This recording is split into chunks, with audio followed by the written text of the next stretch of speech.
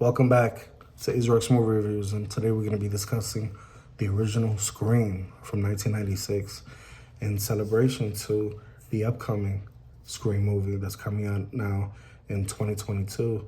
We're going to lead up to that movie with all the sequels, starting with the original, the first one. And say what you will about the actual film, but there's no denying that Craven put the horror genre back on the map with this film.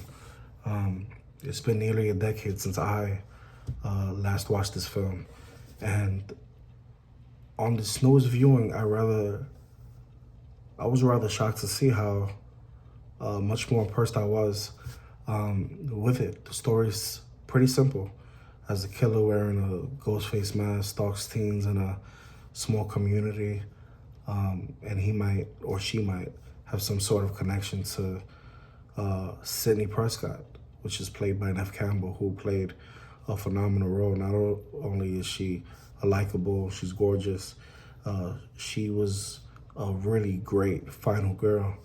And her mother was butchered a year earlier in the film. This killer, however, has their own set of rules that they play by.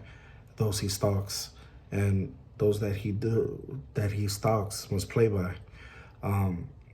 Scream was a massive hit back when I was younger. I was about 9 years old when this movie came out, and it saved the genre from its own self-destruction, right? And nearly 20-something years later, it rightfully deserves to be labeled a classic. This is simply what it is. While it's far from a masterpiece, it at least manages not to lose any of its impact that made it so special when it was first released back in 1996. I'm not going to sit here and say that Scream broke and created all the rules, because it didn't. There were horror comedies long before this movie, but this movie seemed to make a horror comedy or a movie that was so meta, so likable, and so practical at the same time. This movie not only made you laugh, it made you think. It was suspenseful, it was very thrilling, it's engaging. The characters in the movie were very even-keeled. Everybody was different from one another, and that's what I loved about the movie. That's what made, I think, the movie work so well. I think what made the film work so well also was its director. May he rest in peace, Wes Craven. He was at the top of his game, and one might say that he did his best work of his career by making this material work so well. You know, he's known for the Nightmare on Elm Street franchise, but this movie really, I think, catapulted him to superstardom, if that was a thing, because he was already there. Yes, there's quite a bit of humor, but here it works because fans of the genre will get a kick out of seeing rules that they know carried out in different ways. The various references to other horror movies was exciting at the time. Makes a lot of fun for you. Even we got a couple of nice cameos from previous horror stars in this movie. Craven puts his mark all over the film in terms of suspense, and this movie is famous for the way that it starts. You know, with Drew Barrymore in her sequence to start the movie dying in the first 10 minutes.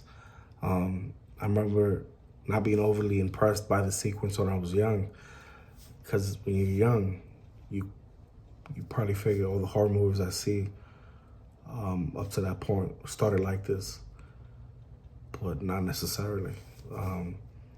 She was really famous at the time and continues to be famous to this day with her own talk show, and she was killed off rather quick. What else? Craven also keeps things moving perfectly. Well, the ending, not only because it keeps the tension going, but also manages to keep the mystery throughout the movie in the air. There are many suspects from start to finish, but we're always guessing. And even when you think you figured it out, you really haven't. This movie was a throwback in many ways.